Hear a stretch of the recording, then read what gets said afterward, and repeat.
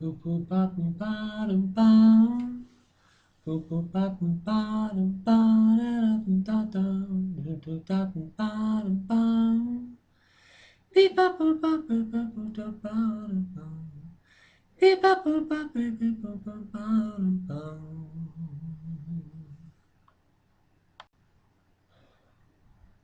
Boop boop ba boop ba dum bum. Boop boop ba boop ba dum ba da dum da dum. Do do da dum ba dum bum. Beep ba boop ba boop ba boop da ba dum bum. Beep ba boop ba boop beep boop ba ba dum bum. Hello folks, this is Dave Lentz with ReasonandBalance.com. Sorry it's been a while since I've done a video. Lots going on.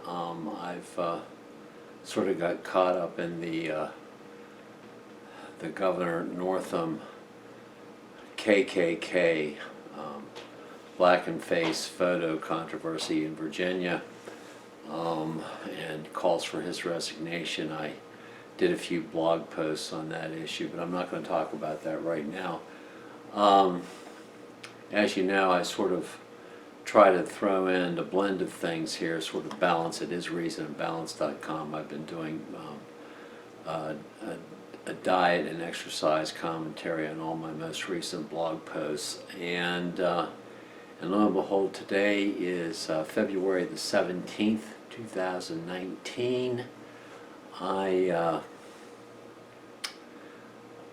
It happens to be exactly 11 weeks before the Pittsburgh Marathon.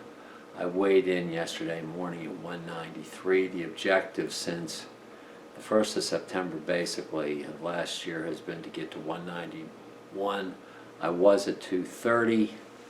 I got down to about 202 in the first part of December, middle part of December, and I'll tell you, it's been a battle to get from 201 or 202 down to 193. I don't want to recap too much the diet and exercise plan, but whereas when I started out I was pretty much losing somewhere between 1.5 pounds and 2 pounds per week.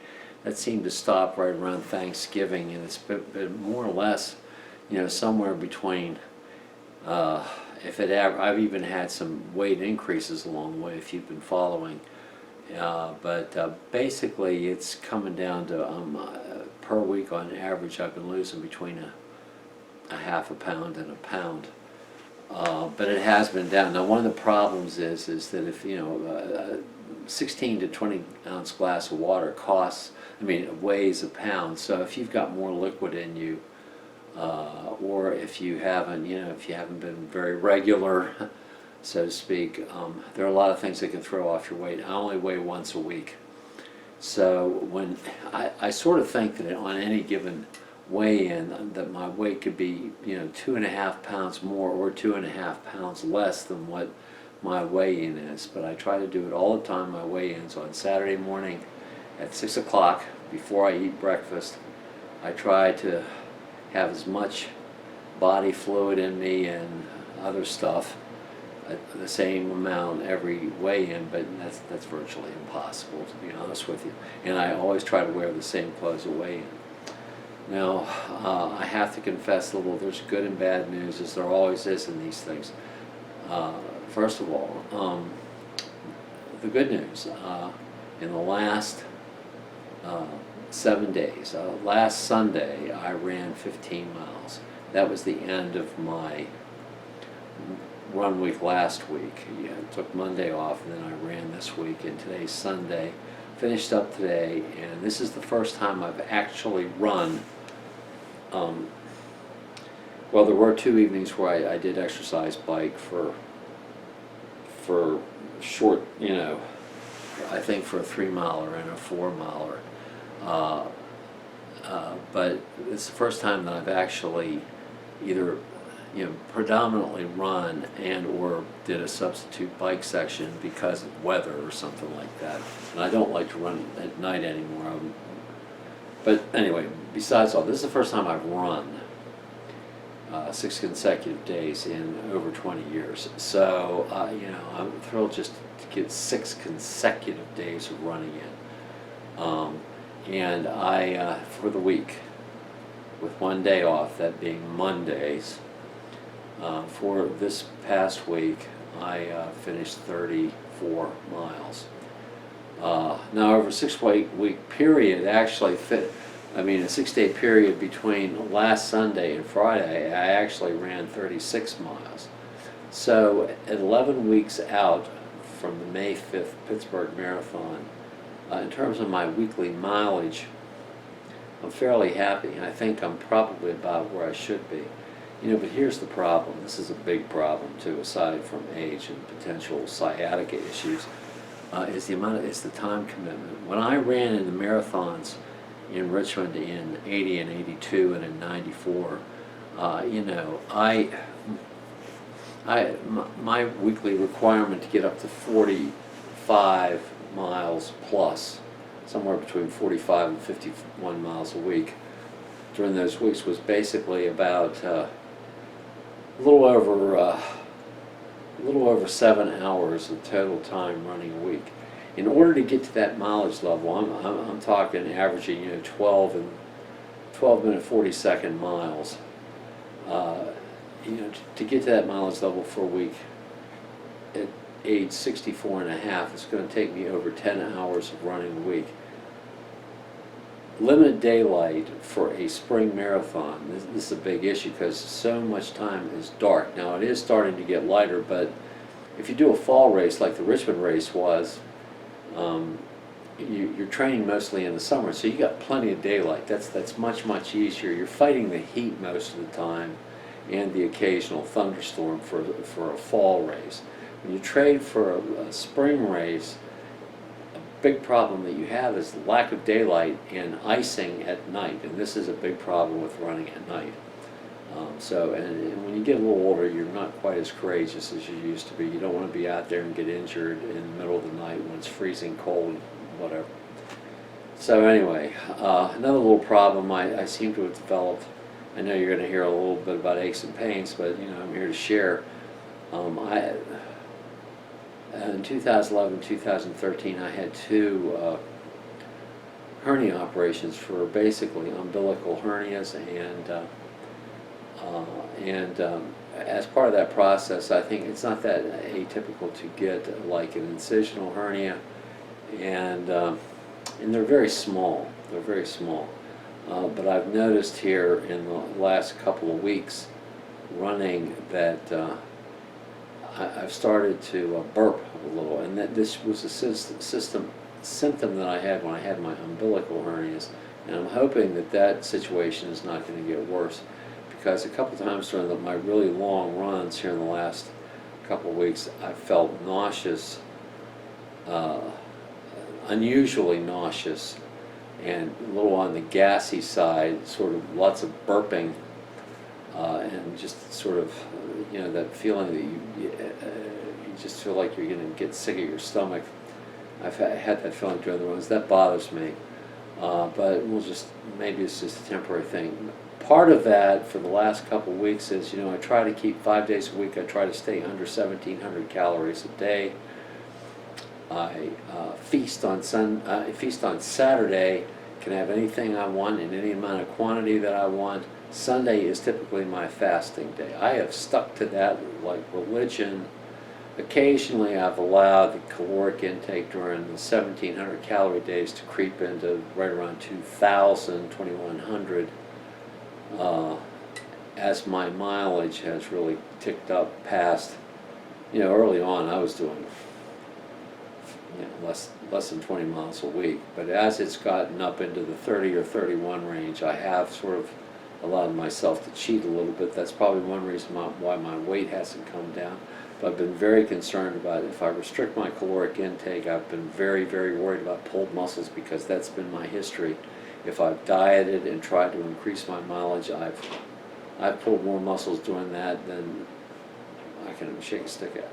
So, but that hasn't happened. My body has held up like a champ. My legs have felt really good. Even my sciatica has not given me anywhere near the problems that I thought it would give me or that it's given me in the past. Although when I run, I constantly feel that slight little electric tingle in the back of my legs, which I don't like. It's not pleasant, but I've sort of become accustomed to it. What else about so by and large, my progress has been very good. I mean, there's even been a couple days where I've done 6 and 7 mile runs, 8 mile runs, and average 12-minute miles. I think even one time, depending on whether the one route that I run is actually a half-mile circle, depending on whether that's a big, and that's where I do most of my running, because I've estimated that to be a half mile. I even think I actually, for one run for 10 miles, average 12-minute miles, but I'm going to, like I said, that's imprecise. I know that on a track that I have done runs, 2 or 3, where for 10,000 meters, which is a little over 6 miles, I've averaged under 12-minute miles. But that's not going to work for the marathon. Really, the key to the marathon is going to be how long I can sustain, probably, realistically, somewhere between a 12-minute and 45-second and a 12-minute 45-second and a 13-minute 15-second mile. How long I can sustain that. If I can sustain that for like 18 to 20 miles, I'm hoping that I can just eke in just barely under 6 hours. A key issue for the Pittsburgh Marathon is, I believe in the past they restricted you to 6 hours and then they were going to kick you off the course. My understanding after reading the website this time is they're going to allow 7 hours, so that makes it much more likely that I'm going to actually line up and run this thing. So right now I'm very, very serious about lining up. I haven't registered for the race yet. Thought I might do it tonight, as a matter of fact, maybe tomorrow night. But I've pretty much passed all my tests to assure myself that I'm in a position where I'm capable of finishing it in a timely fashion. Since they're going to give us 7 hours, I'm more confident on that issue. So, and my legs, like I say, they have felt better. At 193, I'm lighter than I've been at any time since maybe law school, somewhere in there. So I'm as light as I've been. So on the physical front, everything has been very, for the training purposes, has been very, very good. Now the bad news. The bad news. Today has been the first day that on my my fasting day. Yesterday was my feast day. On my fasting day, I've not fasted. In fact, I've just eaten more carbs than you can imagine. This just a total breakdown in discipline. Why that is that we've been pulling some over. This is excuse making. Maybe it has to do with my mileage is just up there. I mean, I've noticed that there's more things going on with my body now. I'm waking up in the middle of the night periodically, not getting as. It's amazing. I had this problem back in '82 after I ran that marathon, that I would wake up in the middle of the night and it would be warm. And I was so tired that I couldn't sleep. It was just a bizarre feeling. But I'm starting to get hints of that right now. My sleeping patterns, I don't seem to be able to sleep no matter how hard, no matter how sleepy I am for more than like about 4 or 5 hours, then I wake up. And then 2 or 3 hours later, if I've got to do something, I'm sleepy. That and the fact that they've wanted us to work a little extra hours at work, all these little things are thrown off my equilibrium, and I just don't feel like I'm in a groove. One of the reasons why I was relatively successful in sticking to the diet and upping my mileage before was I was in a groove. My schedule was very consistent. It was like I was almost like a machine. And I felt more in control of my schedule and more in control of everything that was happening. Now I feel totally out of control. There's a little more anxiety in my life, and that probably has a lot to do with why my discipline broke down with my diet. I want to get back on track. The fact that I've been losing less weight per week, I think, has really bothered me, because I really wanted to be I wanted to get to 191 by Thanksgiving. Well, I'm 3 months beyond that. But I've still been losing weight, albeit very tiny amounts. It's decreased the amount of weights that I've been able to lift. There's no question I'm not only losing fat, but I'm losing muscle as well. There's just absolutely no question about that, even though I continued to lift weights 3 times a week. On the good front, I'm going to put a video on here that's I think is going to show me doing 80 push-ups. Well, since that video was filmed a couple months ago, I don't know why I didn't end up doing that video, but I decided not to do that video. I got tied up with something else. But since that video where I did 80 push-ups, my record's actually gone to 85. I don't have a video of that, but I've done 85 push-ups. I've also increased my record from my personal record for a plank. It's now 3 minutes and 15 seconds. So my physical conditioning continues to improve. I'm ecstatic about so many things about my conditioning, but I would have never thought it remotely possible 6 or 7 years ago that I would be able to do what I'm doing right now. My high protein, kale, spinach, the 1,700 calories 5 days a week, 1 day feast, 1 day fast, has really worked like a champ. And the real key, I think, has been that on my extra long running days was my fast days, oddly enough. My feast days was the day before my extra long run. And so even though I was depleted through the week, when it came down to doing that extra long run, I was carb loaded and ready for bear to go out there and run, and it just seemed to work so well. And I don't know why I decided to do it that way, but it's worked out just great. Anyway, so I want to get back on track with the diet and all that stuff. I hate when keeping the discipline for September, October, November, December, January, 5.5 months is pretty. I can't be so disappointed as long as I can get everything back under control. So okay, so that's all. On the other things, I wish that the Democrats would quit gloating about Trump caving on the wall, and I wish Trump hadn't called a national emergency. I mean, this goes to fundamental principles relating to the separation of powers. Really, if the president can call a national emergency anytime he wants, he's basically has become a dictator. Now, I know that some folks say that Obama did, I think with my recollection, the appointment of some lower level federal judges, because there were a lot of vacancies and all that kind of stuff. But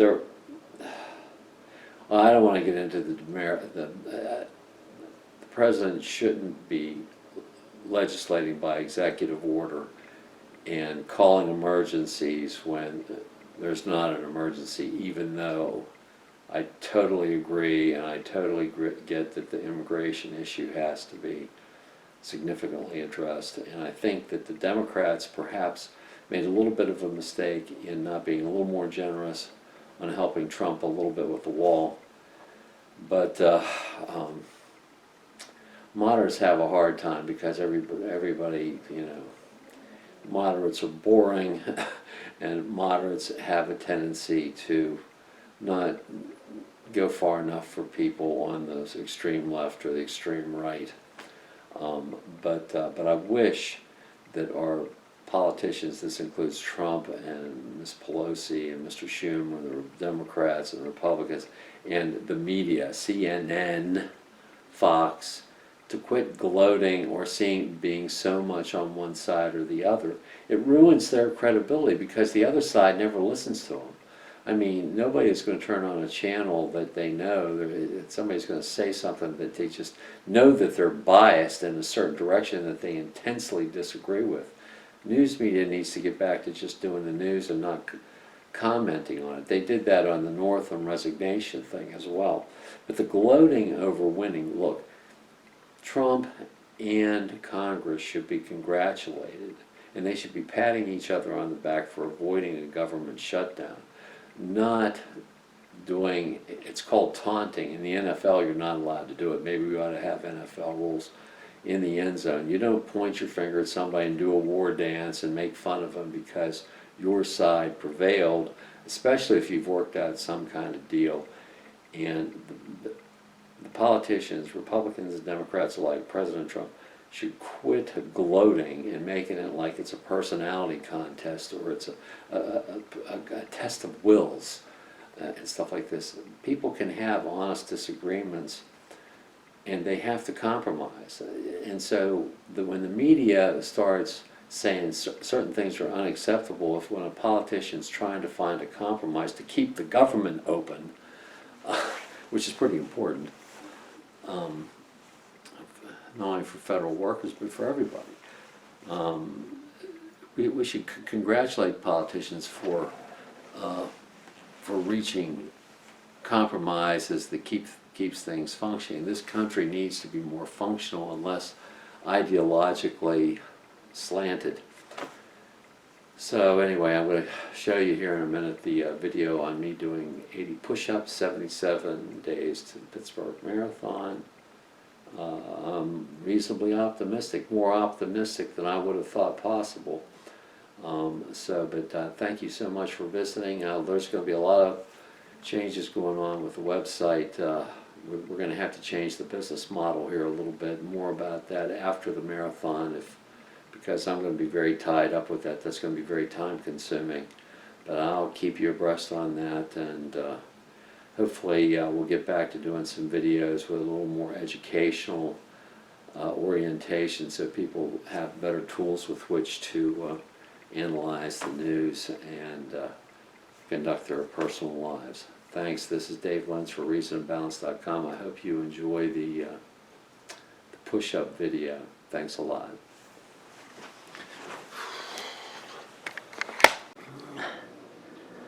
Okay, folks, here we are. It's December the 16th. Yeah, December the 16th, 2018. We had to alter our schedule last week because last Sunday it snowed. Today happens to be, for anybody that's been following this situation,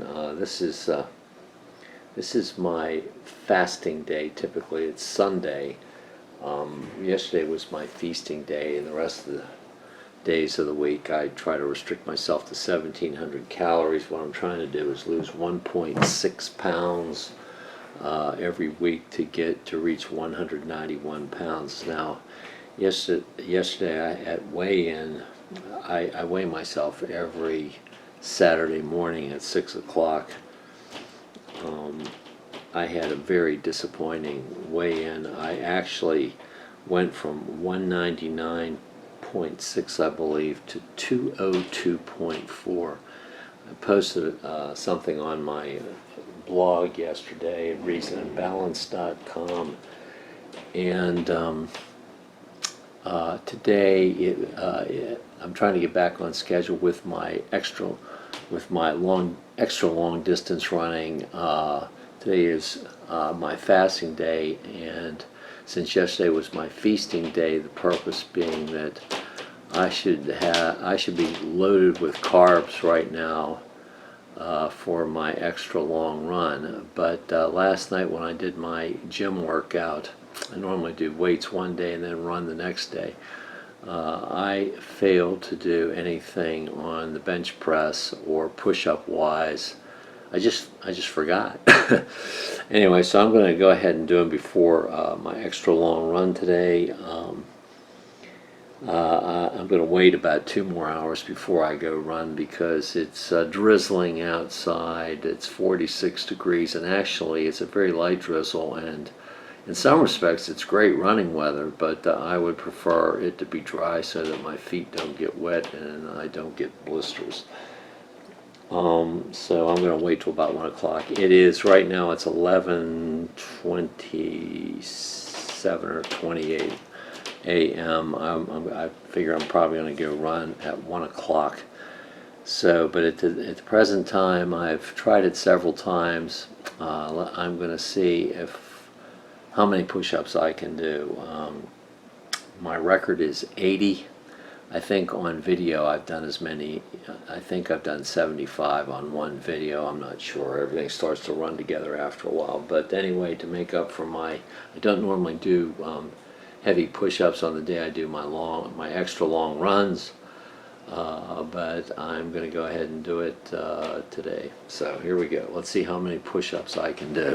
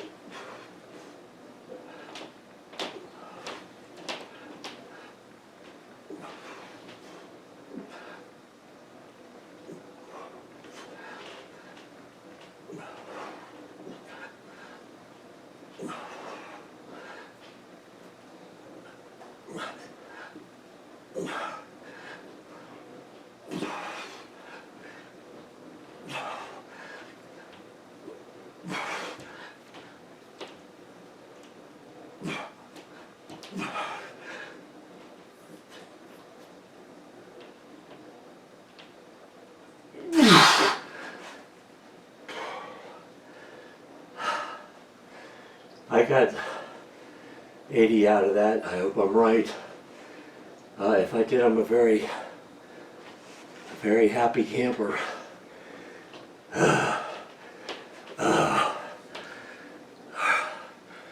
Okay. See you next time.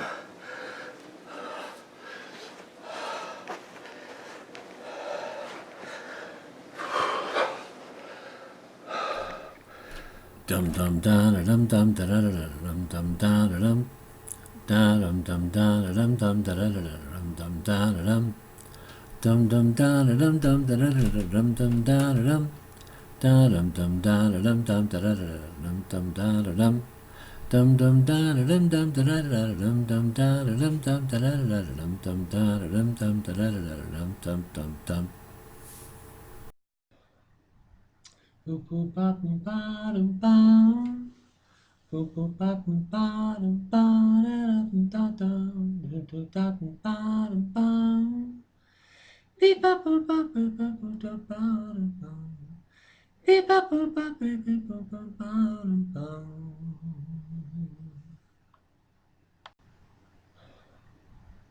Boop boop bop ba dum bum.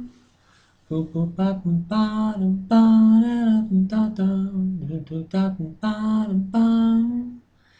Beep bop boop bop boop bop boop ba dum bum. Beep bop boop bop beep beep boop bop ba dum